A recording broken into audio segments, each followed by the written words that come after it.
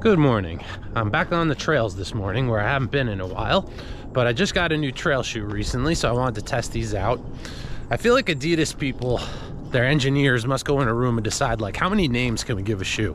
I believe this one is called the Adidas Terrex Agravic Speed Ultra. So I don't know how many names that is, but it's a lot of names.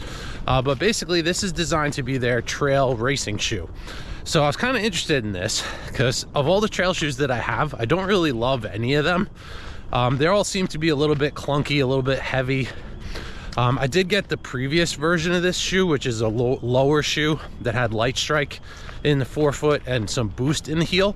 But the part that's kind of amazing with this shoe is it's much taller, but it actually, I think it weighs the same or even a little bit less. I'll get the exact numbers.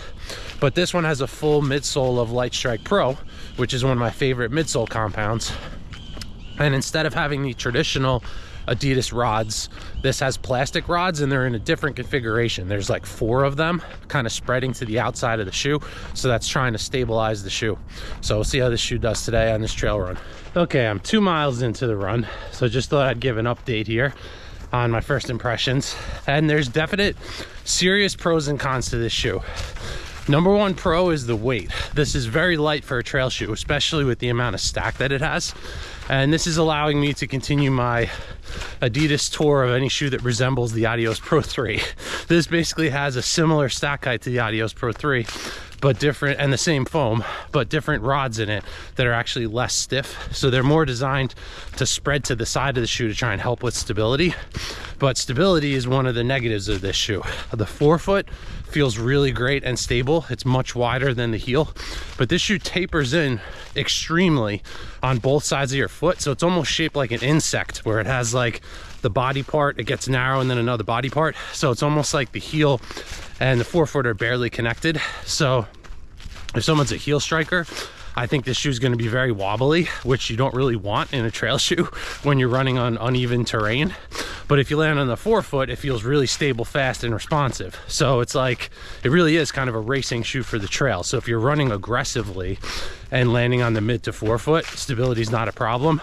But if you're running slow, heel striking, or doing really like uneven terrain, stability could be an issue with this shoe, which would be a problem on most trails. So if someone was running a trail race where it's like a buffed out trail, I could see this shoe being fantastic for that. But if it's a really technical terrain, there could be some issues with this. I think that the upper is also a pro and a con. I actually think this is a great upper for like a racing shoe, but not necessarily for a trail shoe. There's no Gore-Tex, it's not built up. It's more of like a stripped down, thin racing upper, which is a nice upper. But if you're doing really technical trails or bad weather, you might want more protection than this upper is giving you. So I think the focus of this shoe is really more speed on the trails than versatility and protection.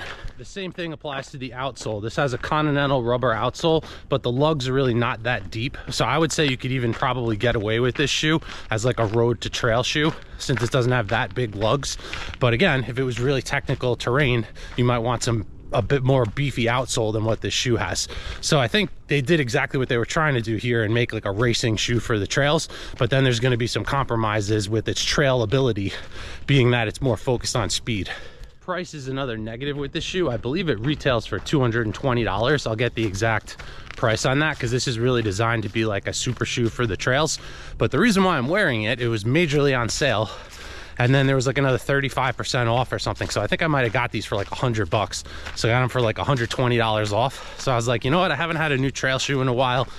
This one's supposed to be a super shoe for the trails. Let's give it a shot. So at full price, I mean, does anybody need a $220 trail shoe? I mean, maybe if that's your main thing and you're racing trails and you're looking for what's going to give me the best chance to win a trail race, this might be a good choice for that. But for like everyday people, Adidas also makes like a more toned down version of this. It's just, I think it's the Agravic Speed, but not the Ultra, and that one's lacking the rods, and I think it has a combination of Light Strike Pro and Light Strike. So that's more like the everyday version of this shoe. So it'll be a little heavier, not as fast, but also a lot less expensive. So this is definitely a fast trail shoe. I can feel that that's Light Strike Pro beneath my feet and not some run-of-the-mill EVA. This part of the trail is going to make me sad today, though.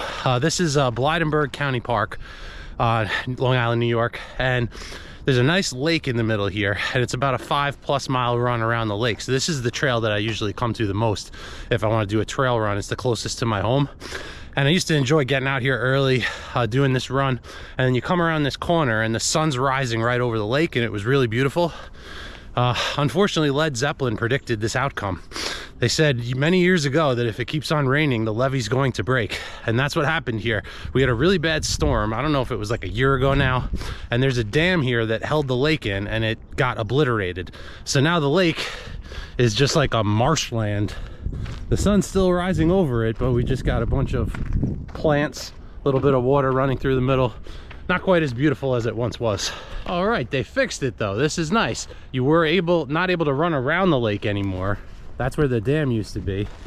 Now they've made it runner accessible. So this will be my first time going around it in quite some time. So let's do that.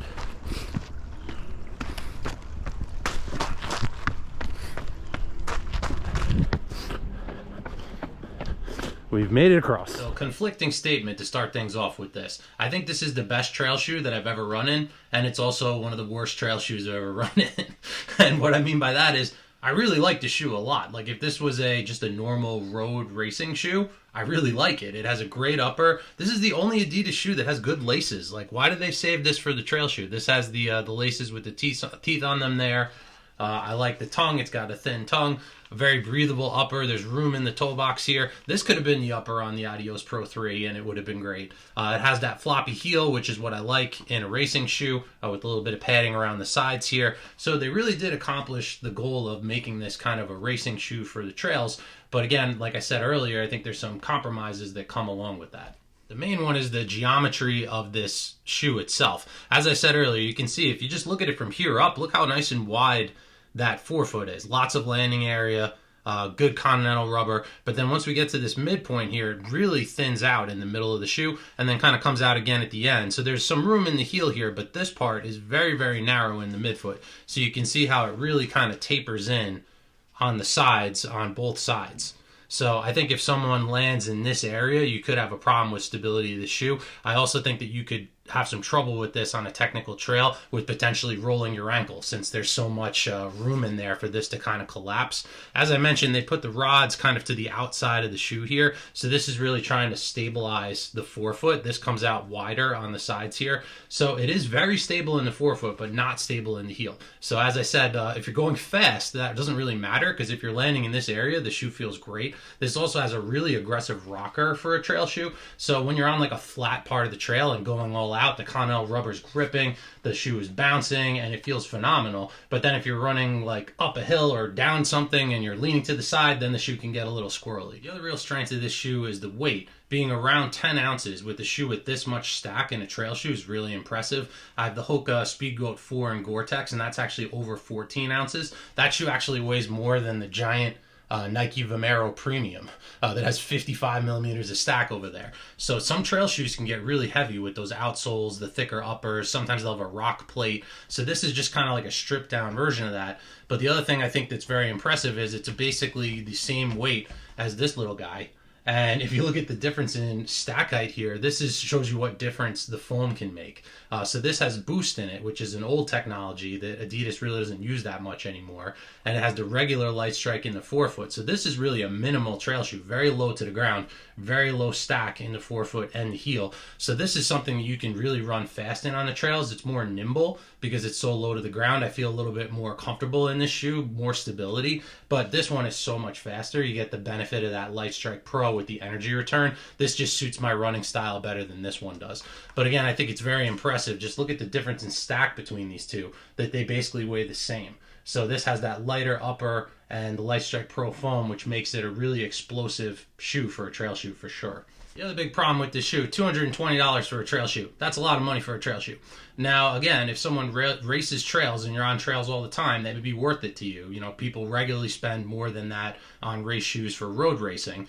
So if you like to run ultras or other trail races and you want a fast shoe, this is definitely a contender there. I haven't run in really any other super trail shoes. I do trails here and there, but that's not really my main thing. I know Hoka has a shoe in this price range. There's a couple other ones that are, you know, over $200 designed to be a trail racing shoe. I haven't tried any of those. So if anybody's running any of those shoes and want to let me know how it compares in the comments, if you've run in this shoe or any of those ones, how you think they stack up. So I am very impressed with this shoe overall. It's definitely a fast trail shoe. The speed I'm able to run in this, the lightness and the comfort for a trail shoe is second to none. But also, how good is it at technical trails? That could be the big downside to it, and it's designed to be a trail shoe, not a road shoe. So is it worth $220? That really depends. For me too, getting it at the price I did, I got it for $100. It's well worth it for $100. I'm going to use this every time I run on the trails now. This is by far my favorite trail shoe that I've ever used, but I just hope I'm not going to roll my ankle when I do so. So again, let me know in the comments, if you're a trail runner and you've tried out a lot of shoes, which ones are the best to you? Where do you think is the best value in a trail shoe? What's giving you the most bang for the buck? Something that may be a little bit more stable than this, but deliver the same type of feeling as this one, because that's something I would definitely be interested in. I look forward to seeing the next video.